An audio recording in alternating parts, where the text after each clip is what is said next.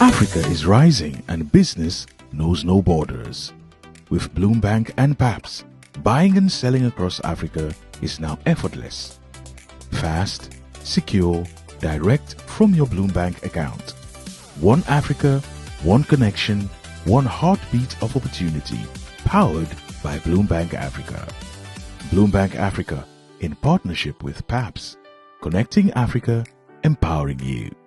Bloombank Africa, we make it happen. Jah Oil Company stands tall as a trusted name in energy, keeping the Gambia moving with service stations across the country and a commitment to innovation and reliability. In Farafenni, Jah Group is reshaping our industrial landscape. The Jah Oil Cement Factory can produce up to 100,000 bags a day, reducing imports, creating jobs, and building a stronger Gambia brick by brick. And in the heart of the Central River region, Jah Farming Initiative is cultivating food security. With thousands of hectares under development and modern irrigation, Jah Farming is turning the Gambia's soil into abundance. Jah Group is more than a company. It is a vision of self-sufficiency, resilience, and progress. The Jah Group of companies, investing in industry, agriculture, and energy, building the Gambia's future today.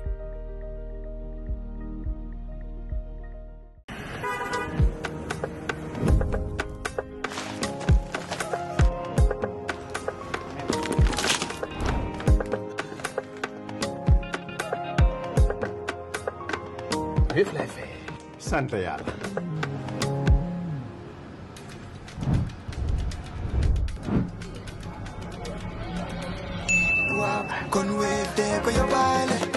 looy xaar utal Wave nga scan nga fay nag doo ci yokku dara.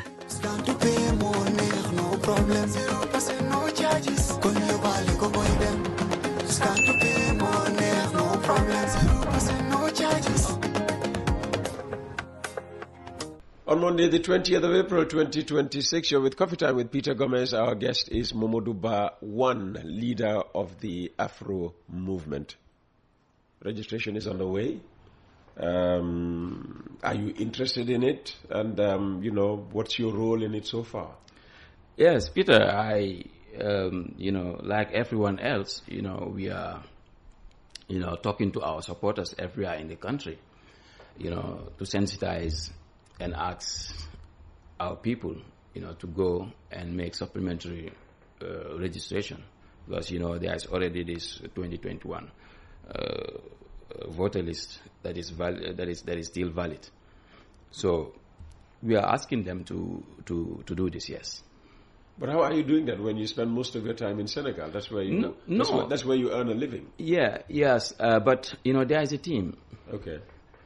And your team is going around, registration centers and encouraging your supporters. Exactly. I'm committed for my country. Okay. I'm here today doing this interview because I'm all the way from Senegal to come and just do this interview with you. Okay.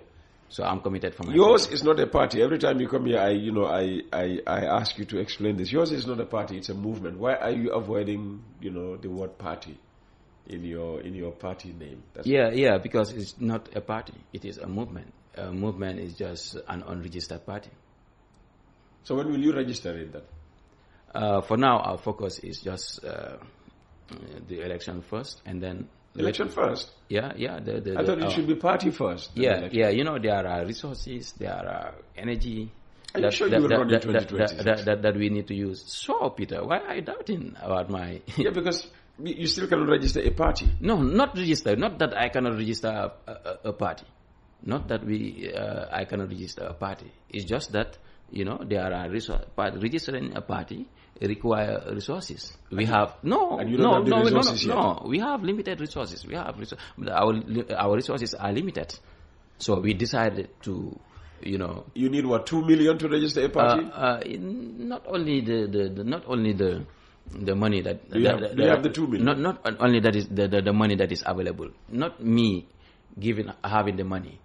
But you're talking about Afro movement. You're talking about supporters. You're talking about. I don't have that. I don't have that money individually. But Usman Sonko, Pastef, they've taught us that politics can be done another way. Not only pulling out your money or going to the lobby. But you're going to need money to register the party. Going to the lobbies, but at least you can have supporters who would contribute. And this is how we function in our movement. Have your supporters started contributing towards raising enough money to register your party? So there's the party registration, and there is also... No, we are not registering the party. You're not registering the party? Before the election. We are not registering the party. We are just maintaining as a movement, and then, we are going. So we are going to the election as a movement. You're going to apply, Momodou Duba to stand as president? Yes, later we can do presidential candidate, and hopefully this time you will face Barrow at the ballot box. So we are calling all supporters. You're not going to take a call if Barrow calls, or one of his aides to say, hey, Modou, bul waste your time, kai, nga support president, access supporters. No, Peter. No. How did that conversation come about in 2021? Because you were determined, to go against him, and suddenly you made a U-turn and supported him instead. Yeah, I've explained that several times here, Peter. It's just that there's always a new viewer, a new listener for the first time. Yeah, that's what you always say. Yes, exactly. And that's the absolute truth. Okay. So, for me, 2021 is just in the past. It's history. So now, I'm looking forward for 2026, where we are ready to make challenges. Okay. Okay, very good. You mentioned Pastef and Sonko a while back. Just looking at the situation in Senegal, what is your reading of it, and its relevance to our own politics here in the Gambia? Yeah, there is a political shift within our region, and it raised the question, particularly in Senegal, and it raised questions about democracy, reform, and also the expectations of a new generation of Africans who are determined to seek real change, who are determined to see real change. So this is what is happening right now in Senegal. So with Ousmane Sonko of Pastef, they are putting in policies, trying to promote sovereignty, sovereignty of a country, and this is also part of our political objective, trying to, you own yourself, you own your country, you own your resources, you own your institutions. This is what will help you to, be yourself. You're glossing over the situation, and I don't think I would let you, get away with it.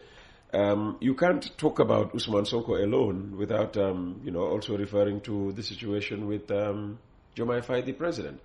And for Sonko to achieve whatever objectives in terms of changing and bringing about sovereignty of whatever, whether it's, sovereignty over the nation's resources and so on and so forth, without carrying the president with him.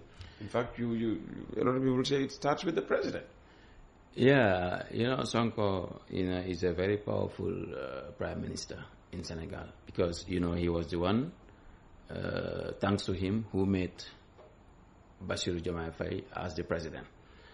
So, after that, he did the parliamentarian election. Pastef went alone. They got their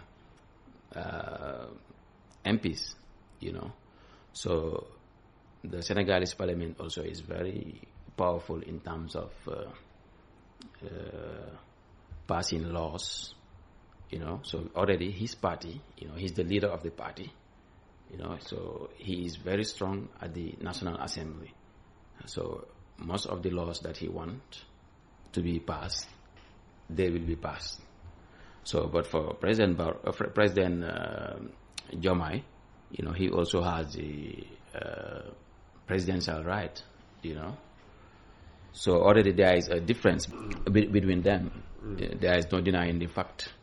Oh, yeah. So it's like, but PASTEF, has their own way of doing things, and Ousmane Sonko is just following that way. And that also, the nice thing about their difference is that, they were able to find out ways in working together, without undermining national interest.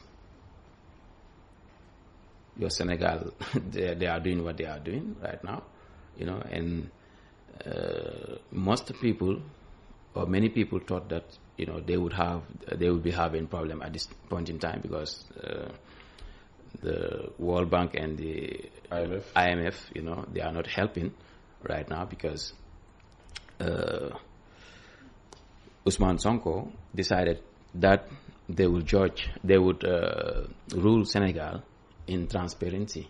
So that's why when they came, you're not suggesting that the IMF and the World Bank don't like transparency. Yeah, I cannot speak for them, but Well, that's what. I cannot speak for them, but I that can. the IMF and World Bank are not giving them any money because Ousmane Sonko decides that Senegal has to be Transparent. Yeah, it was just that the IMF and World Bank don't want transparency. So they did some audits. And found out that there was a hidden debt. So there was a hidden debt taken by the previous administration, the market administration. So before engaging IMF like that, they told them to clarify this hidden debt. And now, because of that, IMF wanted to restructure their economy, which Ousmane Sonko didn't disagrees with. Okay. So now this is the problem. But despite that, Sonko, is teaching us that you can a country. There are other ways to mobilize resources, indulgent ways to mobilize resources. So for 2 years, salaries have been paid. The country is moving. They are doing their projects without IMF, and IMF should not even accept this because it shows that a country can go without them. So this is embarrassing to them. To the IMF. Yes. Okay. Let's talk about Doha. You want to speak to us about Doha. What key lessons did you draw from this visit to Doha? I mean, what brought about the visit in the first place? Yeah, first place, to study about discipline. Was it a conference? No, not a conference. It was a personal tour. It was a personal tour, for the love that I have for my country and the seriousness, of my political career. So we need to do some benchmarking. It is to study about discipline. It is to study about long-term planning. It is to study about strategic vision. And I saw firsthand how, what a country can achieve through all these mentioned things. So Doha, Qatar is a very prosperous country. Of course. Through oil resources, they were able to develop their country. And also they were not just eating their money like that, but they were reinvesting their money into different sectors. It's like they have a sovereign fund, whereby they invest in other areas like aviation. You talk about the Qatar airline, which is one of the biggest, in the world. You talk about, real estates. They have properties in Europe, in America, Paris, England, US. Also, they are investing in sports. They are the owner of Paris. Paris Saint-Germain. Paris Saint-Germain. Yeah, and they are replicating a lot of things in Doha. Build a lot of stadium, build a lot of infrastructure. I had the opportunity to visit the Qatar volleyball center with a lot of facilities, great facilities. I was even privileged to meet some Gambians there, doing sports, and that invests a lot in education. There is a whole city called the Education City, which was inspired by Sheikha Moser bint Al Nasir, the mother of the current Emir of Qatar. Education center whereby you have international schools, you have training centers. It's just a city whereby, it's all about education. A city for education. So a city for education.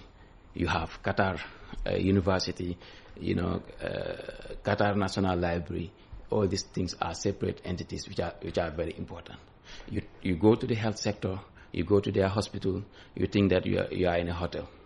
You can call with just toll-free numbers. You can call, discuss with health workers, with a doctor. He or she gives you appointment, and then you go, you freely go. And so did you try? Yes, I did, but I couldn't have a doctor, an appointment due to the limited time of my stay. But I really wanted to to test that. Okay. Yeah. So you talk about you go to the transport sector. It's very amazing. With 3 metro lines, running throughout the country. Makes movement very easy. Movement of people, around the country very easy. It's like the Arabs, they are living like the heaven on earth. Oh, is that so? Yes, this is my observation anyway, because they are. Well, they have oil resources, natural gas resources. Yes. I think Qatar is the largest liquefied natural gas producer in the world. Yes. I mean, so that's a gift of nature. Yeah, that's a gift of nature, but also it's because of management. Gambia, we have a gift of nature. What do we have? What do you have? You have petrol, you have gas. We have petrol? We have petrol, we have gas. Senegal is exploiting their petrol and gas. Where is our petrol? Where is our gas? Just here, Sangomar, just around Sangomar, just where Senegal. But Sangomar is Senegal? No, opposite Sangomar. We have the A2 block there. Unfortunately, we don't have the vision as the Qataris, do. Well, you're aspiring to become president. If you became president in December, what would you do about that? Yeah, it's not a matter of replicating what Qatar is doing, but it is to adapt, to what is happening there, particularly the infrastructure.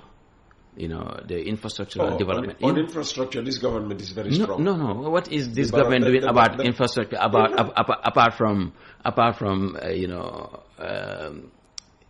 Airport Johnson, Battle Hiding Way. Apart from that, what else? Infrastructure is not only limited on to roads, Peter. It's not only limited to what I'm talking about. But definitely, the infrastructure. When you say roads, definitely more than the Battle Hiding Highway. And what else again apart from? You've heard about the roads in the North Bank region, the roads in the URR. Why, Peter, buy new way.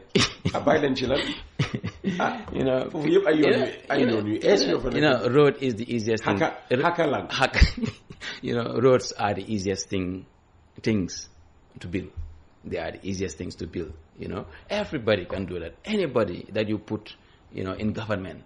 You have technocrats, you have experts, you have the budget. You just go and take loan and you build roads. That is not long-term planning, Peter. So we have to do away from. What should Barrow have been building if not roads? Yeah, for me, according to my vision, the vision that I have for our country. Yeah. Our country is a very small country, which is adaptable for tourism.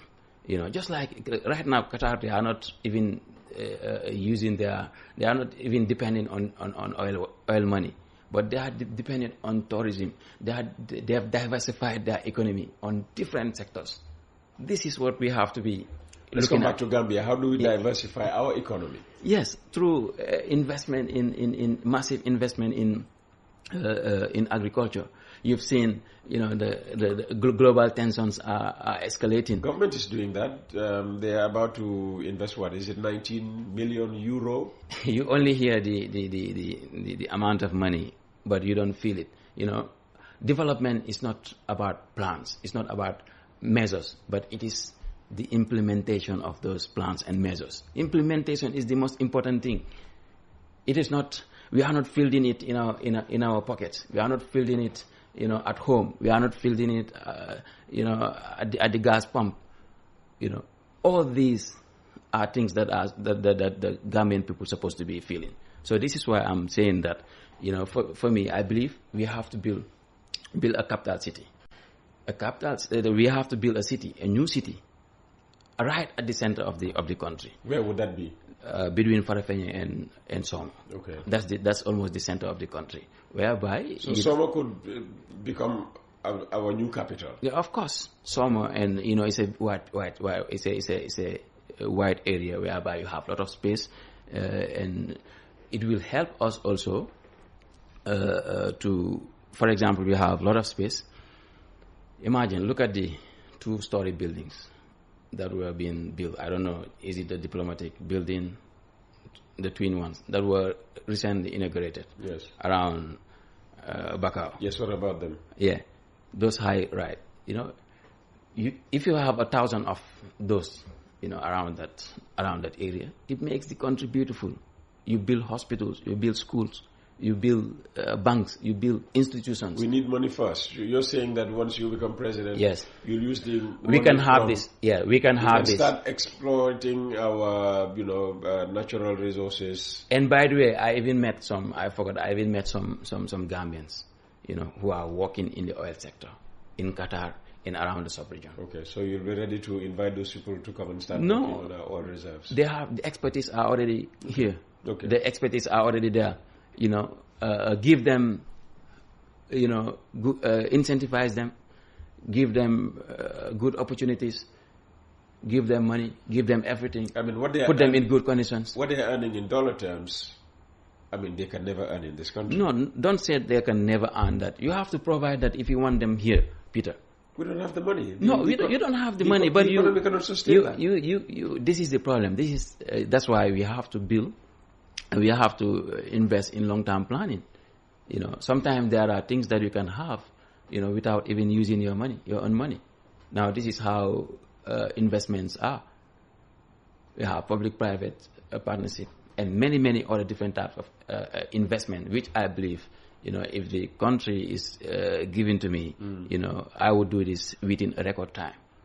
Not in decades, but within a particular, a focused and committed period of leadership. Have you had time to go through the latest CEPRAS opinion poll survey that everybody is talking about? Yeah, I just saw it. So you haven't not much. Yeah. Just the headlines. Well, that should be of interest to you. You're aspiring to become. Yeah, it's important. But there are many priorities waiting for us. When people are polled about what they think of the government, I think that should be. We saw the headline. We saw the headline. So what do you make of the headlines you saw? Yeah. What information do you want us to? I'm asking, what do you make of the headlines you saw, and the Barrow's chances of being re-elected? Yeah, but Barrow's chances of being elected. These are surveys. Okay, it shows these are intention, of voters. Their intentions, and intentions could change, and there are many, governments. In fact, governments. Opposition parties, political leaders, government opponents, they don't win elections. It is the government who lose elections. Governments do lose elections. Why? Because government, as an incumbent government, if you are a serious government and you are doing what is expected of you, the people will continue to vote for you. But if you are not doing what is expected of you, the people will not vote for you. And this is what's happening right now. all the signals are on red for the Barrow government, ranging from insecurity, poverty, press freedom, and many, many, many things that the Gambian people are. You're saying he's scoring badly on all those metrics? Yeah, he's scoring very badly, and he's making himself to lose the next election. And he will lose the next election. And the closer we get to the polls, the clearer, the winner will become. Okay. So as we move on, you see a lot of scandals. Every day you see a lot of scandals. You see a lot of corruption scandals. You see a lot of bad things. You see a lot of insecurity. And people should not trust Barrow during crisis. Peter, we are in the brink of World War III. I can say we are in the eve of World War III. Oh, really? Really, yes. All what this. Are you basing your argument on? Okay, all the signs, that were there before World War II are currently present. Signs like? Like countries used to attack each other before, like Japan had attacked China, Germany attacked Australia.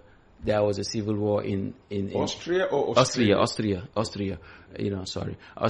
And then there was a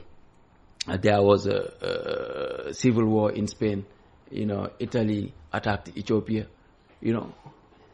All these proxy wars, were happening in the presence of the League of Nations during that time, who were very ineffective as the United Nations. The League of the Nations is equivalent to our United Nations right now. Very ineffective.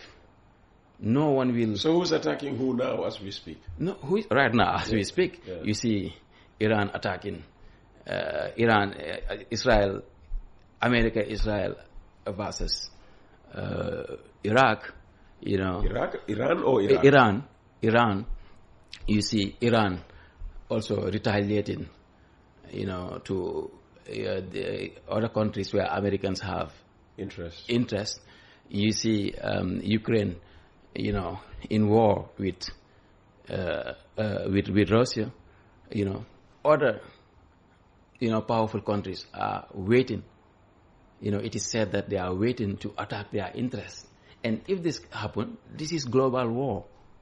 Okay, this is World War II. We might not call it that way, but this is World War II. And what are the impacts? The impact... World War III? World War III, yeah. So I said, this is what you call it, World War III. Even if you don't call it World War III, but all these signs are present. Look at what's happening, in the Gulf. How is it affecting the Gambia? How is it affecting us? No, it is affecting us through our fuel prices, through food security, through stability in general. Because of fertilizers. Yes. Will be short. What are the responses that our government are taking right now? Subsidizing fuel so that you don't pay over $100 per liter, and allowing NAWEC to do load shedding. These are some of these. That's beyond their control. Load shedding, soon area be more the next one. Another area more another area. So these are... Because we don't produce, the heavy fuel oil that is needed to run our machines. Yes, so what is preventing us to produce? These are the questions, Peter, I am raising. This is what we have to change. We cannot just depend on that. Look at, for 8 hours, businesses, are not going for 8 hours. The tailor. You mean during the time that during the time takes away the power supply? Yeah, the tailors, they are not working. Many sectors, the carpenters, the metal workers, many other areas. Business is at a standstill. So imagine we are just in the eve of World War III. Imagine if we enter. Could we trust this government with handling our affairs? Then we will eat soil. That's how bad it will be? we will eat soil under President Barrow. So this is why we have to do our level best to remove him. And just finally. Yeah, I just want to say that this is not a time for fear. This is a time for courage, clarity, and prosperity. So the Gambia, with good leadership, with good policies, can emerge stronger, safer, and more prosperous than ever before. Momodou, thank you very much for your time this morning. Thank you. Africa is rising and business knows no borders. With Bloombank and PAPS, buying and selling across Africa is now effortless. Fast, secure, direct from your Bloombank account. One Africa, one connection, one heartbeat of opportunity, powered by Bloombank Africa. Bloombank Africa, in partnership with PAPS, connecting Africa, empowering you. Bloombank Africa, we make it happen. Jah Oil Company stands tall as a trusted name in energy, keeping the Gambia moving with service stations across the country and a commitment to innovation and reliability. In Farafenni, Jah Group is reshaping our industrial landscape. The Jah Oil Cement Factory can produce up to 100,000 bags a day, reducing imports, creating jobs, and building a stronger Gambia brick by brick. And in the heart of the Central River region, Jah Farming Initiative is cultivating food security. With thousands of hectares under development and modern irrigation, Jah Farming is turning the Gambia's soil into abundance. Jah Group is more than a company. It is a vision of self-sufficiency, resilience, and progress. The Jah Group of companies, investing in industry, agriculture, and energy, building the Gambia's future today.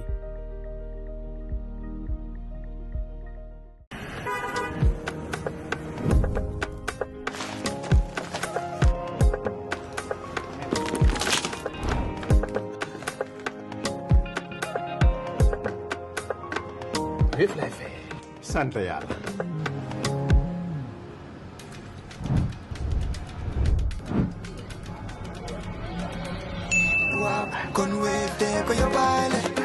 looy xaar utal Wave nga scan nga fay nag doo ci yokku dara. Scan to